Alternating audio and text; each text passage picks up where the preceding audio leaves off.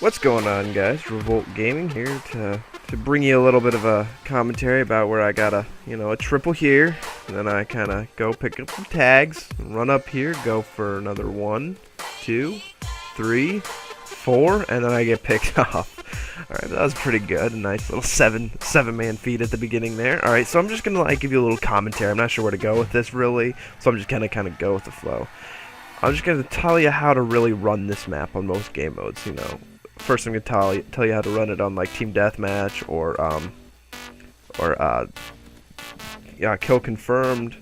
Then you're gonna move on to Domination and even Demolition. That could be a little bit more tough.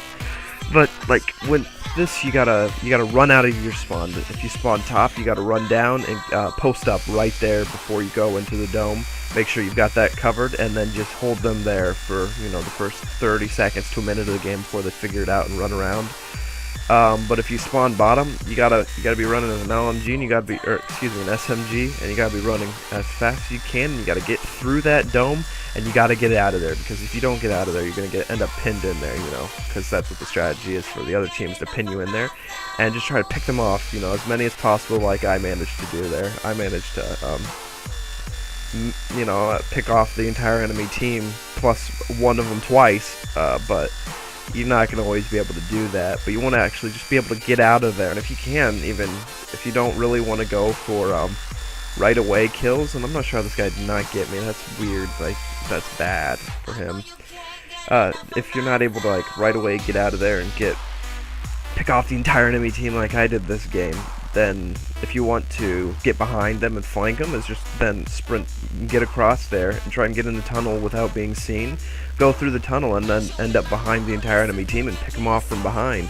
It just kind of depends on what kind of player you are. If you're more of a offensive player, or if you're more of a kind of, I don't know, like incognito, kind of sneak around, try and do your best to, take out, be the silent killer almost, pick off the entire team without them knowing you're even there. Or just be the guy who just goes like a dead sprint straight at the whole enemy team, like I did that game. I kind of tend to play on a little bit more of the shy side, kind of laid back, kind of not necessarily up in their spawn constantly. Kind of just depends on how I'm feeling. If I'm feeling like going like a try hard almost, then yeah, I definitely will do that. Kind of like this game, just completely went try hard and picked them all off. But what you want to do is get it through out of your spawn and kind of have the battle go on, like around this area, around this, I don't know, it's almost like a parking lot with the 4 Jeeps or the 4 Humvees and the tank. Right up here is you want to keep the battle going on just like it is right now.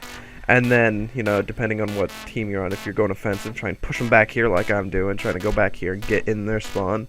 And, try to get a couple kills. It'll probably end up flipping the spawn, though, on Team Deathmatch or Kill Confirmed, because, I don't know, it's just what happens this game. But I turned on that guy.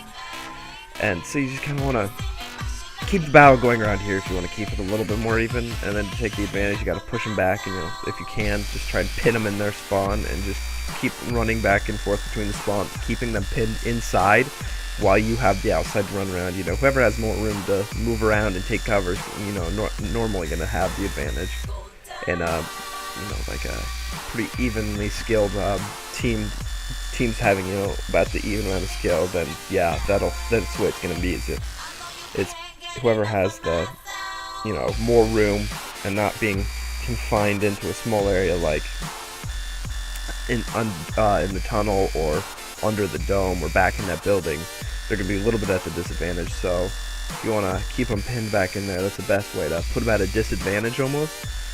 And so for domination, you definitely want to go for getting B, holding B, and then pushing them either back into A or back into C. Keeping them pinned back in there and kind of keeping them surrounded. It's a spawn trap. That's the bbest way to take the advantage. It's either push them back down in here into this tunnel, or back into A. There's different places that you can do it. I don't know exactly. It depends on your team. what they're best at. You know, you might be best at pushing them into C, but your whole team's best at pushing into A, so you might want to do it at A. I personally like pushing down into the tunnel and holding them in there, because there's only 3 ways they can get out, you know, and you can pretty well cover that. You know, 2 people covering each way out, you can pretty well hold them back in there. But for domination, that's about what you want to do, and about the same for demolition, is keep them pushed back towards their bomb. I'm not sure what the kill-death ratio I got on this game was. You know, that was a while ago and I edited it out, so you probably shouldn't do that, because I probably shouldn't have done that, excuse me, because that's just, it makes for hassle now when I actually try and make it into a video. Yeah, guys, well, thanks for watching. Subscribe to Revolt Gaming for gameplays, montages, commentaries, and more. You know, Call of Duty Ghost Information is going to be big, alright, so see you next time.